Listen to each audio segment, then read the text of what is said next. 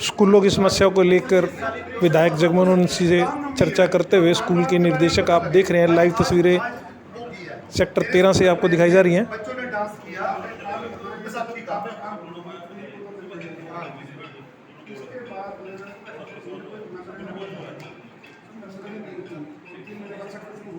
बाद और रिकॉर्ड की जाएगी एक जगह काम थोड़ा सा शिक्षा के क्षेत्र में सुधार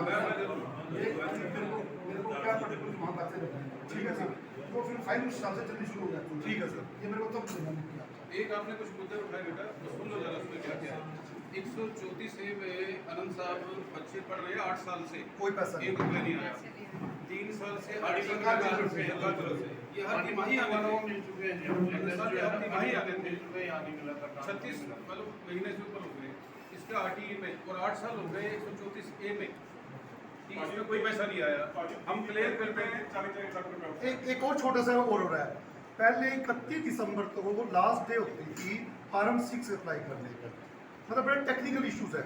और 31 दिसंबर को जो फार्म 6 में फीस भर के जाती थी, स्कूल उस फीस लेने के लिए बाध्य होते थे, सरकार को अनुमोदन होता था। पिछले साल तक उसको ऑनलाइन कर दिया, पिछले से पिछले साल तक। पिछले साल वो फार्म आया मार्च में, जो फीस 1 अप्रैल को बढ़नी है, जब इस बार आया ही नहीं। इस बार आया नहीं, पोर्टल ही मतलब अब जब फीस ही नहीं क्लेम में, अच्छा एक और है, उस क्लेम में 7% से ऊपर फीस ही नहीं किसी स्कूल की, 7, 8, 9, 10 से ऊपर बढ़ा ही नहीं सकता। जबकि आपके कागज ही कह रहे हैं पिछले सरकार के कि 20% तक फीस बढ़ा सकते हैं, और ये रोड़ा पर के इतनी फीस बढ़ गई, इतनी फीस 10% से ऊपर जा ही नहीं सकते, तो बढ़ कैसे जाएगी? अगला मुद्दा ये है 25% सीटें सरकार कहती है रिजर्व कर दो, 25% सीट रिजर्व कर दो। अभी बंद है पर बच्चे जो आगे बढ़ रहे हैं वो कह रहे हैं जो पिछले बच्चे पढ़ रहे हैं उनको पढ़ाओ। अच्छा एक और सरकार ने अपने स्कूलों में जो मॉडर्न स्कूल में 500 रुपए फीस रखी, यहाँ कहते हैं इनसे लेने ही नहीं कुछ भी।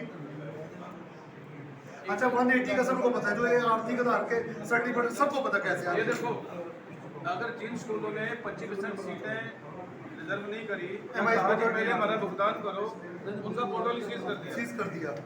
सारा बंद कर दिया। आनंद साहब 25% सीटें स्कूल देते रहे पिछले 4 साल से। इस साल स्कूल ने कहा कि हमें उसका भुगतान दिया जाए, क्योंकि हर क्वार्टर में देने की बात हुई थी।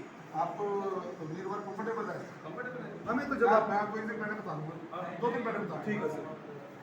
और सही जनप्रतिनिधि होने के नाते विधायक जी उनके बाद जो भी कोई आगे उनकी बात सुनते हैं, आज स्कूलों की बात भी सुनी है। हमारे कुछ मुद्दे हैं जो वर्षों से लंबित हैं, उसमें 134 में अभी तक हमें कोई प्रतिपूर्ति नहीं मिली उसकी।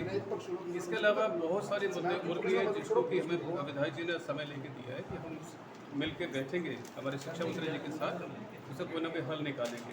बहुत सारी बातें की गई है राजा लांबा जी की ओर से, जो उनको मैं रिपीट नहीं करूँगा। सिर्फ इतना कहूँगा सभी जो स्कूल है शिक्षा के मकसद से, उद्देश्य से ही बने हुए हैं, और ये जनता के स्कूल हैं और जनता के लिए ही बने, और बच्चे यहाँ शिक्षा प्राप्त करके जीवन की ऊंचाइयाँ हासिल कर रहे हैं।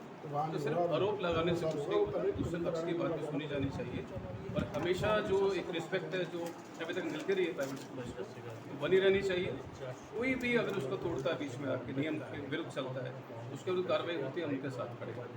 हम हमेशा कानून के साथ खड़े हैं, और हम ये चाहते हैं कि शिक्षा के क्षेत्र में करनाल का नाम रहा है पहले, आगे इसी तरह से करनाल का नाम चाहिए। आपने अभी कुलजिंदर सिंह मोहन भाट जी को सुना। साथियों, चैनल को लाइक करें, शेयर करें, सब्सक्राइब करें।